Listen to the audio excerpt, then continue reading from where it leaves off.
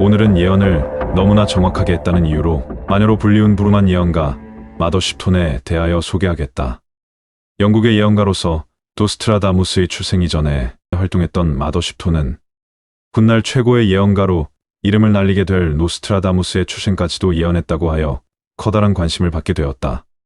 그와 더불어 미래에 일어날 일을 예언했는데 그 당시 너무나도 정확한 그의 예언을 두고 기독교 색채가 강했던 영국에서는 그녀가 말하는 모든 예언들은 신의 영역이라고 주장하며 그녀가 감히 신의 영역을 훔쳐보았다며 그것을 신성모독이라 하여 마녀라는 프레임을 씌워 그녀를 비난했다. 400년 전 무지와 자신들의 지위가 흔들릴 것을 두려워하던 종교인들에게 마녀라 낙인 찍히고 결국 그녀는 온 국민에게까지 비난을 받았다. 그랬던 그녀가 남겼다는 예언서가 현 시대에 와서 발견되었고 그 예언서가 발견되면서 세상은 발칵 뒤집혀졌다. 그 당시 마녀로 낙인 찍혀 그녀를 내몰았던 현재의 영국에서는 그녀의 예언서의 내용이 모두 들어맞자 그녀의 생가를 기념하는 관광지까지 조성하기에 이른다. 그렇게 그녀의 예언서는 전 세계로 퍼져나갔고 전 지구적으로 그녀에 대한 호기심은 날이 갈수록 증폭되었다. 그렇다면 이쯤에서 그녀가 비밀로 남긴 예언서를 20가지만 짚어보기로 하자. 나는 내가 가야 한다는 것을 알고 있다. 나는 자유다. 나는 올 것임을 알고 있다. 나는 이 예언지를 비밀로 만드노니 나중에 밝혀질 것이다. 그리고 그것이 나타날 때 사람들은 이 예언을 읽을 것이니 나의 예언들은 헛되이 불에 타지 않을 것이다. 미지의 대지에서 금이 나오는구나. 미국 대륙 발견. 그런데 여기에서 미지의 대지가 왜 미국일까 생각해보니 미국하면 금을 찾아 카우보이들이 활동하던 옛날 서부 영화가 생각나서 그나마 수긍이 갔다. 이것은 연도를 거쳐 철제 괴물이 나타나 떨림과 양피지, 언어와 잉크를 집어삼키면 사람들은 깊은 생각에 빠지도다. 9세기 철제 인쇄기 등장. 그냥 그대로 읽어서는 도저히 뭐가 뭔지 모르겠는데 확실히 그에 맞는 답을 제시하니 아 그렇구나 하며 역시 수긍하게 된다. 세상이 뒤바뀌는구나. 농사를 짓는 모든 아들들의 손에 책이 쥐어질 지이니 가난한 자들은 이제 큰 지혜를 얻게 되도다. 책의 대량 배포로 인한 지식 대중화. 사내들이 후세에 가까워짐에 따라 잠들어 있는 세계의 산이 숨을 들이쉬며 얼음과 진흙, 죽음을 뿌리는구나. 대지가 흔들리고 마을과 마을을 삼키도다. 미지의 대지에서 기독교인과 기독교인들이 싸우는구나. 미국, 남북전쟁. 물에서는 쇠가 나무 배와 같이 둥둥 떠다니는구나. 철제선박 등장. 말이 없이도 마차가 움직일 것이다. 기차, 자동차의 등장. 하늘에서는 사람들이 하얀색과 검은색, 녹색을 타고 이동하는구나. 비행기의 등장. 1900년과 26년 집을 지으면 집과 막대기가 빛을 내는구나. 그때 광폭한 전쟁이 계획될 것이고 불과 칼이 대지를 써버릴 것이다. 제1차 세계대전 계획. 히틀러, 나이투쟁. 배가 물고기처럼 물속에서 수영하고 그림이 움직이는 것 같이 보일 때 새와 같은 사람들이 하늘을 샅샅이 뒤지며 세상의 절반이 피해 물들 것이다. 잠수함, 사진의 동영상화, 비행전투기 등장. 제1, 2차 세계대전 발발. 유리로 만들어진 집이 영국에 오는구나. 그러나 슬프도다. 슬프도다. 회교도 같이 잔인하고 악마 같은 집단에 의해 전쟁이 일어나는구나. 이곳에서 불화가 일어난 사람들은 서로를 죽여드는구나. 북쪽이 남쪽을 갈라놓을 때 사자의 입에서는 독수리가 이를 벌린 뒤 세금을 가져가는구나. 피가 저리고 잔인한 전쟁은 이 장소에 사는 모든 사람들에게 다가오는구나. 패망한 일본을 점령하는 미국. 6.25 전쟁. 울부짖는 괴물이에 사내가 타고 있구나. 그 괴물은 곡물을 집어삼키도다. 사람들이 말과 쟁기를 버리고 새처럼 떠나는구나. 트랙터의 등장과 사람들의 도시 이동. 세상 모든 사람들의 생각이 하늘을 날아다니는구나. 눈 깜박임처럼 순간적으로 전화, 라디오, 인터넷의 등장. 사람들은 높은 언덕을 짐승들의 힘을 빌리지 않고도 쉽게 오를 것이며 물밑에서는 사람들이 타고 다니고 거다니며 잠을 자고 자유로이 말까지 하는구나. 케이블카, 잠수함, 수중터널, 미래의 수중도시. 경이로운 먼 훗날 여자들은 사내와 같은 복장을 하고 바지를 입을 것이며 머리카락을 자르기까지 하는구나. 그들은 마녀가 빗자루를 타고 가는 것처럼 움직이는구나. 현대의 여성들의 옷차림과 자전거 뒤에 타서 옆으로 이동하는 모습.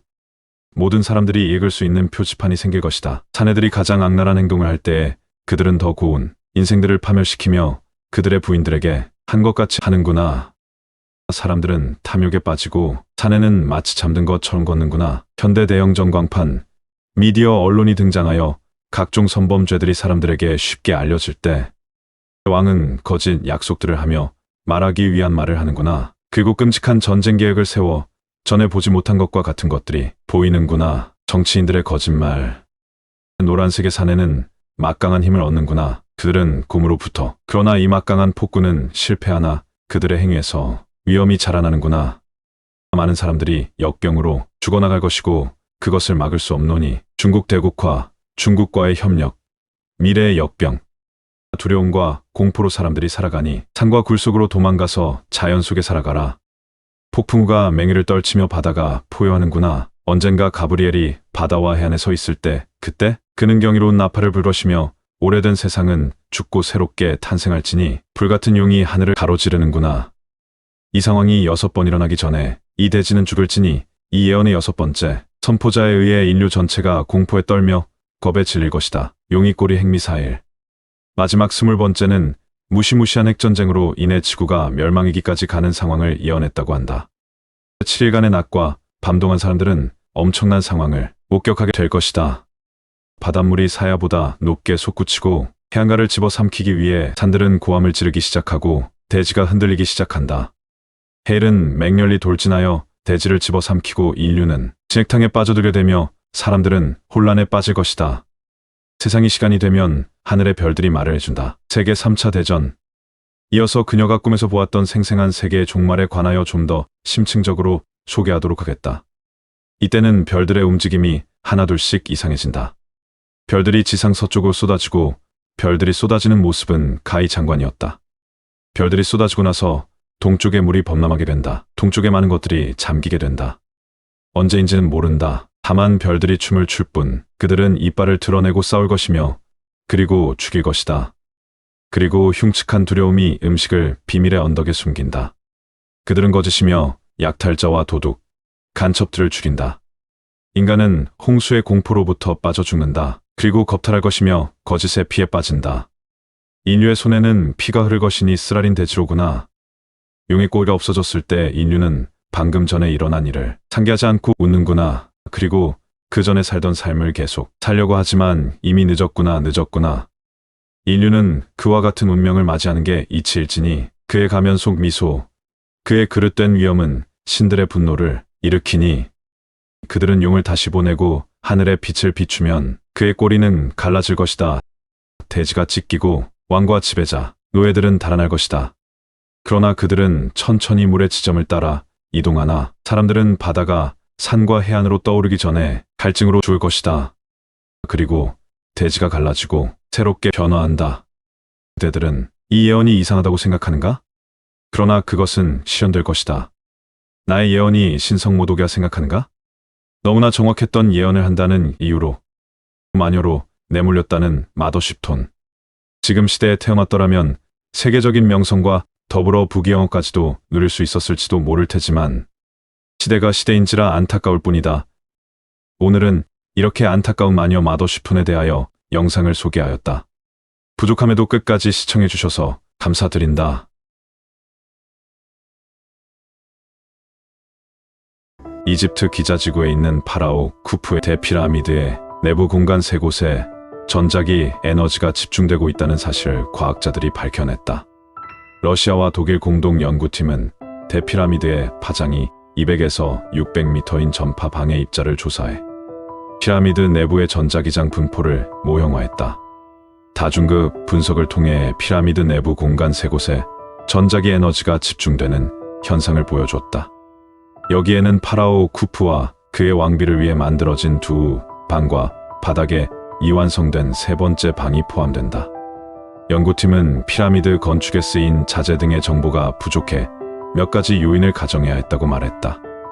연구를 주도한 러시아 국립정보기술기계과학대의 안드레이 에브류인 박사는 예를 들면 우리는 내부에 알려지지 않은 공동이 없으며 일반 석회석 성질을 지닌 건축자재가 피라미드 안팎에 고르게 분포돼 있다고 가정했다면서 이런 가정을 통해 우리는 흥미로운 결과를 얻을 수 있었다고 설명했다.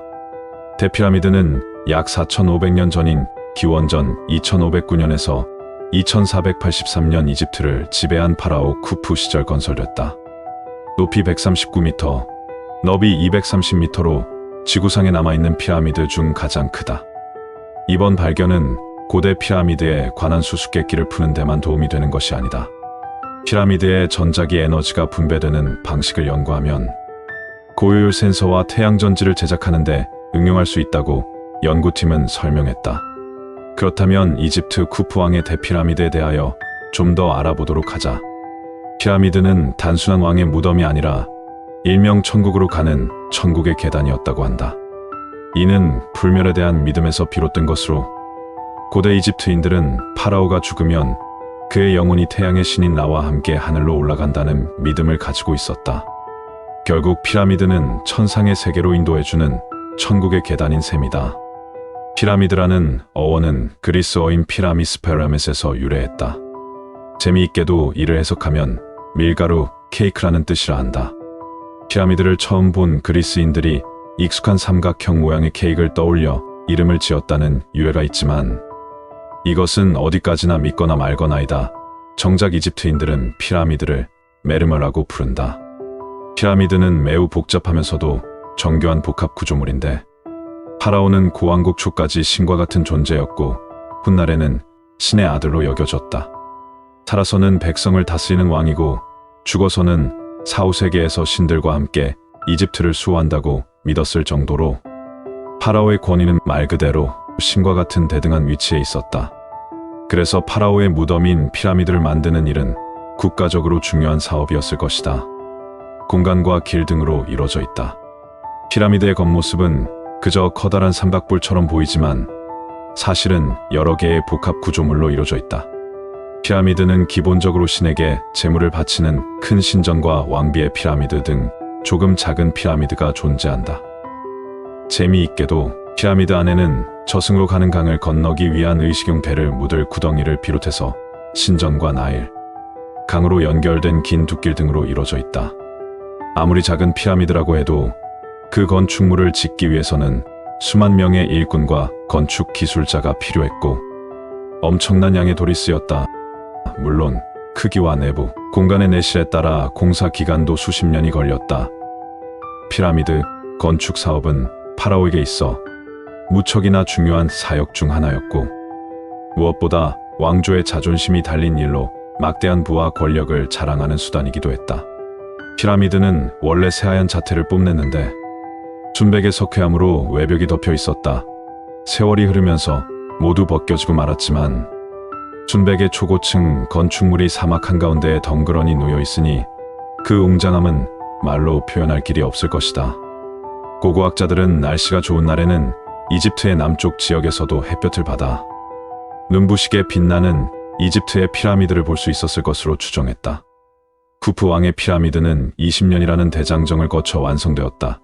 모든 피라미드 가운데 가장 높고 크다고 해서 기자의 대피라미드라고 불렀는데 심지어 고고학자들은 이 피라미드가 원래는 더 높았을 것이라고 했다. 그 이유는 맨 꼭대기에 있는 돌이 세월이 흐르면서 손상돼 8m 가까이 낮아졌을 것으로 추정하고 있다. 쿠프 왕의 이야기는 독일 베를린 박물관이 소장한 웨스트카 파피루스에 자세히 담겨 있다. 1824년 이 파피루스를 처음 발견한 헨리 웨스트카의 이름을 땄다. 파피루스는 이집트가 힉소스인들의 지배를 받았던 시기인 기원전 1650년에서 기원전 1550년경에 쓰인 것으로 추정된다. 여기에는 쿠프 왕의 5 왕자가 심심해하는 아버지를 즐겁게 해주기 위해 들려준 신비로운 마법사 이야기가 실려 있다.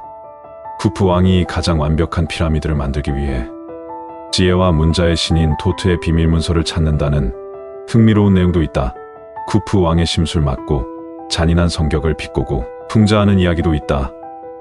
쿠프 왕은 기자의 대피라미드를 건축하고 온갖 부귀영화를 누렸던 절대 권력자였지만 고대 이집트인이 수천 년 전 쓴 파피루스에는 파라오도 인간적인 면모가 있는 평범한 사람이었다는 사실이 담겨 있다.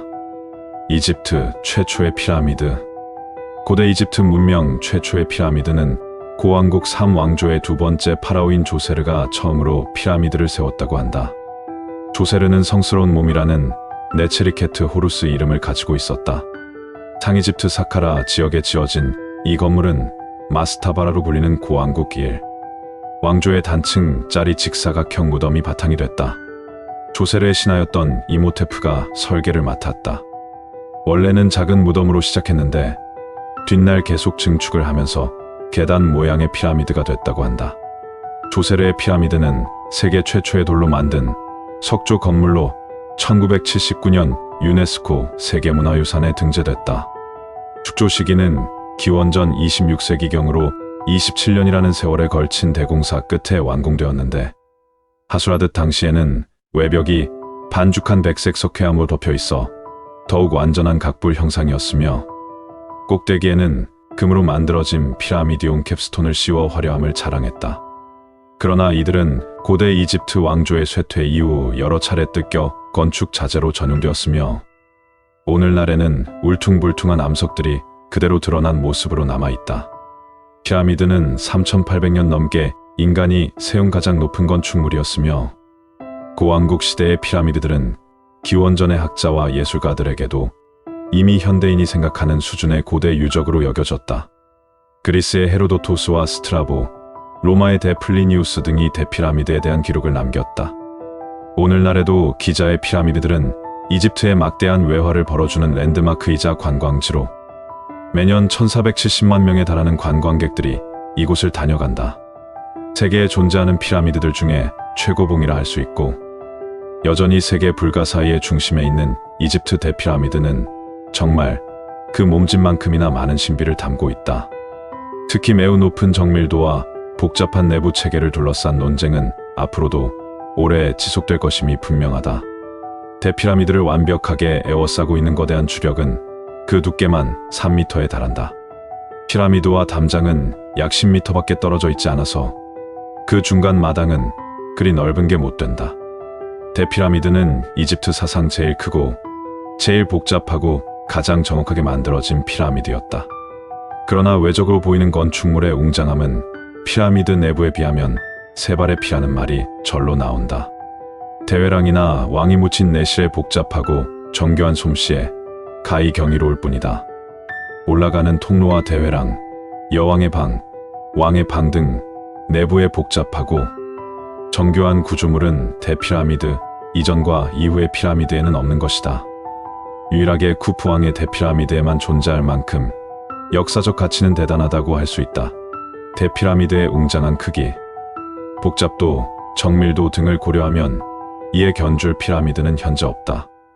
이 모든 것들은 건축과 건설, 그리고 수학과 천문학, 기하학, 지리학 등에 대한 높은 과학적 지식 수준을 말해주는 것이며, 장기간의 시간이 필요한 엄청난 계획을 세우고 집행할 수 있는 능력과 거기에 필요한 인력을 동원할 수 있는 행정력이 있었음을 입증하는 것이다.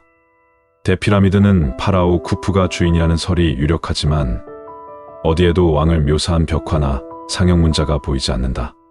그러나 이집트학 학자들은 대피라미드 내부의 낙서와 이집트 연대기, 헤로도토스 등을 참조하여 대체로 대피라미드가 기원전 2560년 무렵 쿠프 왕에 의해 세워졌으며 완공에는 약 20여 년이 걸렸다고 얘기한다. 이집트인들은 대피라미드를 쿠프의 아크테익베라 불렀는데, 이는 쿠프의 지평선이란 뜻이다. 쿠프는 이집트 제4왕조의 파라오로 대피라미드의 주인으로 알려져 있다. 이름의 뜻은 큰 놈으로부터 보호받다이며 그리스어로는 케옵스 쥐업사고도 한다. 그러나 유감스럽게도 쿠프에 대해서는 알려진 바가 별로 없다. 신비에 휩싸인 거대한 피라미드들은 이집트 역사에서 고왕국 제4왕조 때의 스네프르, 쿠프, 카프레로 이어지는 오직 세 왕의 통치기에 건설되었을 뿐이다.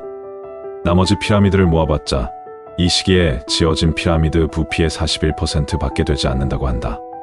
도대체 이 시기에 왜 이러한 대공사를 했는지, 어떻게 건설되었는지 알 수 없으며 단지 이론과 학문적 추측만이 무성할 뿐이다. 그렇다면 대피라미드는 어떤 재료로 만들어졌을까?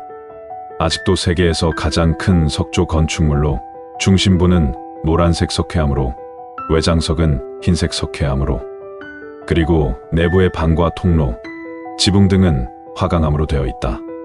피라미드에 사용된 블록은 일반적으로 석회암으로 평균 2.5톤이며 위로 갈수록 크기는 조금씩 작아진다. 바닥에 있는 어떤 외장석은 매우 커서 15톤의 무게가 나가기도 한다. 가장 무거운 블록은 왕의 방 지붕과 그 위에 중량 경감의 방의 지붕에 사용한 화강암 블록이다. 이들은 40톤에서 70톤으로 추산된다. 피라미드에 대한 연구가 시작되었을 때부터 피라미드의 목적으로 지목되었던 것이 피라미드의 무덤설이다. 그리고 현재의 정설이라고 볼 수 있다. 초기 왕조 시대의 왕족과 귀족의 무덤으로 만들어진 마스타바를 피라미드의 원형으로 본 것이 주요한 이유다. 그러나 무덤설에 의문을 갖고 있는 학자들도 많고 아직까지는 크게 반박할 만큼의 설득력 있는 가설이 있는 것도 아닌 것 같다. 그렇다면 피라미드가 왜 무덤이 아닌지에 대한 이야기를 좀 해보자.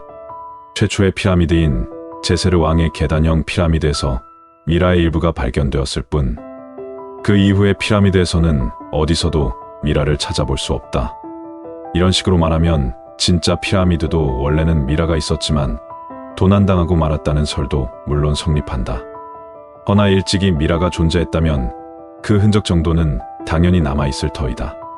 따라서 그 흔적조차 전혀 보이지 않는다는 것은 조금은 이상한 일인 듯하다. 그리고 이집트에서 무덤으로 확인된 것은 모두 지하에 유해와 부장품이 있었다.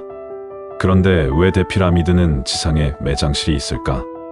또한 기자의 세계 피라미드에는 벽화나 상형 문자가 없다. 이것도 역시 미스테리이다.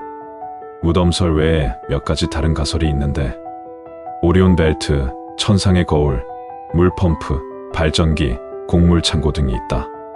발굴 당시에 새겨진 것이 아니냐 하는 논란이 있지만, 대피라미드에는 건설에 동원되었던 노동자들이 남겨놓은 낙서 중에 쿠프 왕 제위 17년이라는 말이 나온다. 따라서 자연스럽게 대피라미드는 쿠프의 무덤이 되었다. 그런데 디오도로스가 전하는 바에 따르면 쿠프는 결국 자신의 피라미드에 묻히지 않았다고 한다. 그렇다면 무덤이 아닌 어떤 목적으로 만들었으며 사용되었을까? 음모론자들의 말처럼 정말 외계 기지는 아니었을까?